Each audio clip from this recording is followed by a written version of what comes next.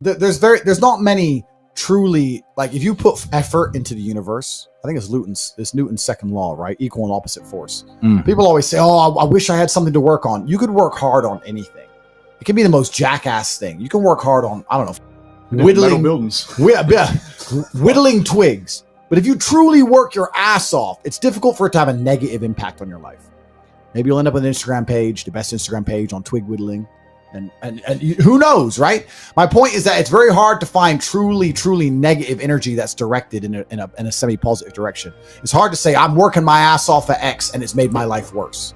You know, you're not doing anything, and you're asking the question, hoping I'm going to give you some magical answer that's going to allow you to be motivated forever. But motivation isn't real. Everyone says this. Motivation is not real. Discipline's real. I do not feel like training, but I still train, because I'm a disciplined individual. You don't get to go through life only doing the things you feel like doing. Do you know who gets to do that? Women. Beautiful women. Beautiful women get to do what they feel like doing. As a man, you have to do the things you're supposed to do, because what we said earlier is absolutely true. It's player versus player, my friend. Now, if I wake up, I've already got this massive head start over you in life, in nearly every genetic gift, plus all my finances, plus my network.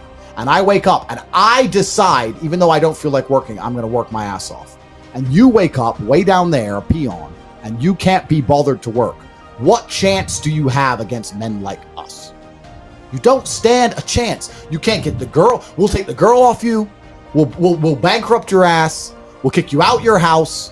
You name it. You don't stand a chance. Now, if you're going to wake up and look in the mirror and understand that you're absolutely and utterly crushable, that you're a rabbit and that lions exist, and that's not going to motivate you to do something about it, then you're a lost cause. And there's no point in asking us a question. You know exactly what you need to do. If you want to stay killable, then stay killable. But I can't live that way. I would refuse to live that way. It's a disgrace to my bloodline. It's a disgrace to my parents who struggled to raise me, for me to be anything other than the best version of myself. That's honor. I have honor to my last name and to my ancestry. It would be disgusting for them all to have fought saber-toothed tigers so I can wake my lazy ass up all day and ask on YouTube how I can stop being a... You understand where I'm coming from? Oh, 100%. So this is down to you, my friend. And listen, you may feel fired up for 10 minutes after this little talk, but you're not going to feel fired up forever. You need to put systems in place. You need to get discipline. And like Justin says, you need to get an atmosphere of people around you who are going to keep you accountable and not make it easy for you to continue to be a nobody. And then you're going to fix your life. Otherwise, you're going to stay a nobody. My team, it's not just about how we make money. It's also an entire mindset. I don't want to be the only scared one in the group. If me and my 6 closest friends are walking down the street and a couple guys came up to us with machetes, I know they wouldn't be afraid. So now I'm not afraid. Now no one's afraid. Now the guys with a machete should be afraid. That's right. It's like an army. It's like a gang, right? You have to have that mentality. So it's not just even about money. It's about your entire life you create. If you're a person, if you're a man and you're out here and you go, you know what? Who do I want to be? I want to be strong and rich and brave and respected. Then I need friends who are strong and rich and brave and respected. That's what you need to do. If you're going to say, oh, I want to be these things, but I hang around with this guy because we play FIFA together, then you can stay and that is your decision. Stay. I have no sympathy. I want to make this another thing clear that ends up on TikTok and everyone cries their eyes out. I don't give a solitary if you want to stay at the bottom of the societal totem pole. If I'm going to ignore how I feel day after day so I can perform, regardless of whether I'm sad, happy, pissed off, tired, if I'm going to get up and work anyway when I'm tired, how do you expect me to feel sorry for you because you didn't work when you were tired? If I don't care about my own emotions, I certainly don't give a solitary about yours. If you want to stay or stay one, good, it's fine. Stay. I have no sympathy for you. I don't care. What would you say the single thing was for you to go and grab life by the bollocks and go for it? Because something had to spark that. I was instilled with a duty for a very long time to honor my ancestors through achievement. And I was told from a very young age that the only thing your ancestors are interested in is achievement. Even to this day, when I do podcasts, people repeatedly talk about my father. If I wasn't successful, he wouldn't be spoken about anymore. He died 9 years ago. And he was a good chess player, but no one's really that interested in chess. The reason he lives on is because I'm so monumentally successful that people are interested in my origin story, and he is mentioned. The reason I will live forever is because my son will be so monumentally successful that they'll talk about how he could have been such a perfect specimen of man, how he was raised, and they will mention me. If you give about your ancestry, and if you give a about your family, and you're not a selfish person, and you want them to exist out in the ether for reality, for the eternity of reality, it is your duty to be successful. That's why I got Dad to start the YouTube channel, because it's kind of commemorating you forever. People can look at that. Am I on my way? Not yet. 100 years left, bro. You've got loads of time left. But no, it's always there for people to look at, and it's like that version of my dad that I always saw, and I wanted other people to experience that. Completely. So if you love your family and you love your last name and you're proud of yourself, then you have a duty to be massively, monumentally successful, to show homage to your ancestors. I find it amazing. There are people out here today who are going to sit and say, oh, I'm sad, I'm too depressed, I don't want to work hard. Do you understand that only 200 years ago, there were peasants out working a field, starving, surviving the Black Death, surviving the plague, struggling to exist just to reproduce, so that 200 years later, you can be the end of their bloodline, for you to sit on your ass and do nothing. Your entire bloodline of your entire ancestry. You owe these people things. They went through hell for you to exist. You have a debt, you have a duty to pay. You have to be the best possible version of yourself. And the same to God. God loves people who try. God loves people who work hard. It's amazing if you try your very best all the time, what God will give you. He'll give it to you, anything you want, if you actually try. Not convincing yourself you try, actually try. They're different things. But yeah, I was instilled with this because from a young age, my dad said, you're a Tate. And Tates are the greatest people on the face of the planet. And there's gonna be a day I'm not here anymore, and they're gonna talk about me because of how fantastic you are. So go do your job. And I said, yes, sir. And here I am. And it's a similar thing to what you said, like every Tilbury has to do better than the last. He does, and you will. And that's how it should be. That's absolutely, because that's family legacy. They went through the Middle Ages. I watched a video on this just recently, and the Middle Ages lasted, or the Dark Ages, for about 400 years. No one progressed. Nothing progressed. Yeah. They lived the worst, and I'm going to swear, the life for 400 years. And exactly as you say, just reproducing so that you can be on this planet at this time now. Completely. And that's got to be, you got to respect that. You got to respect it. I wouldn't want to have gone through it. Absolutely. And no Bugattis back then. Unfortunately.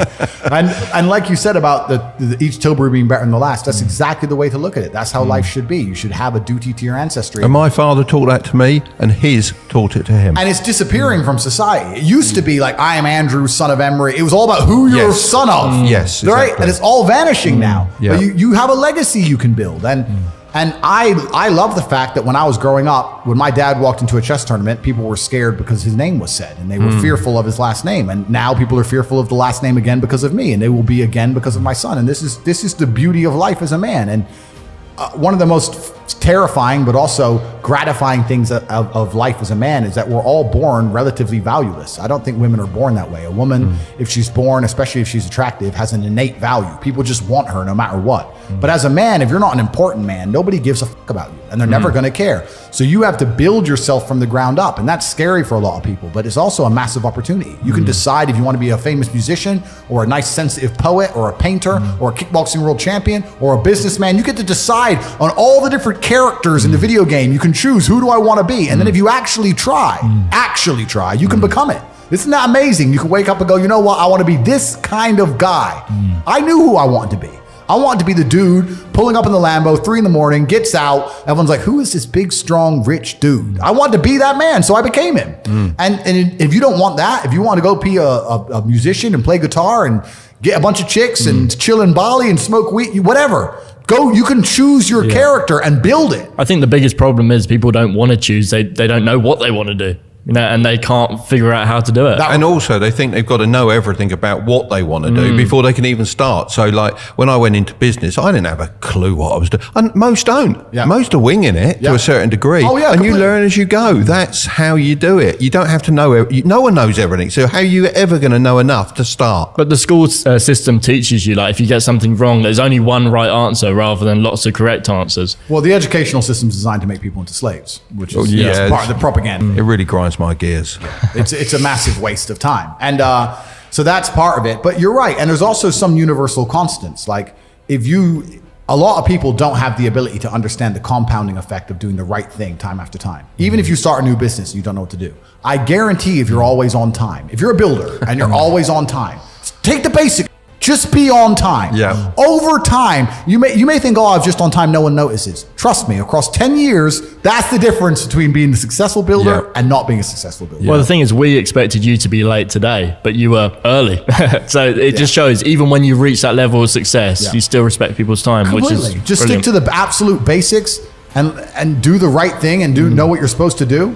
And this is why I have so little sympathy for people who go, oh, I'm trying to make it and I can't, because I think they're lying to me and they're lying to themselves. Early is on time is late, and late is unforgivable. Completely agree.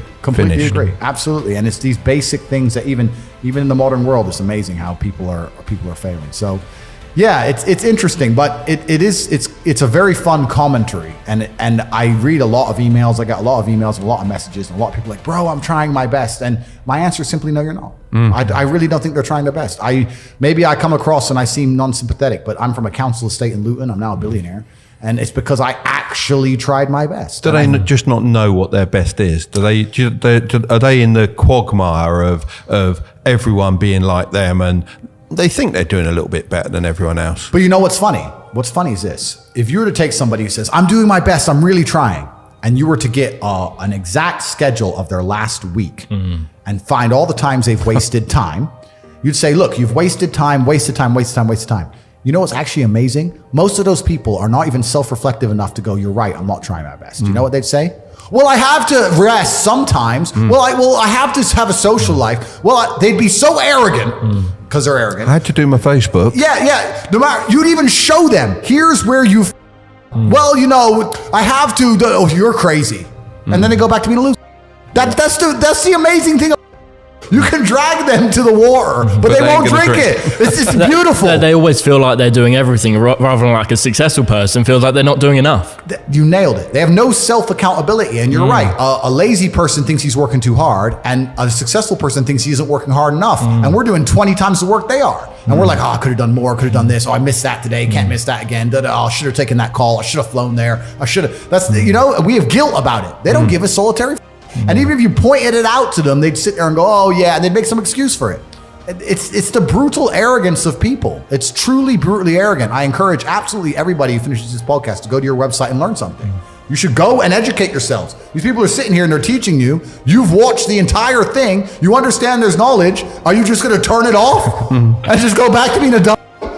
That's a great call to action, isn't it? But it's true. Yeah. It's true. It's like, if you're not going to take any action at all after 2 hours of being educated, then you're going to just stay. Yeah, 100%. That's the reality.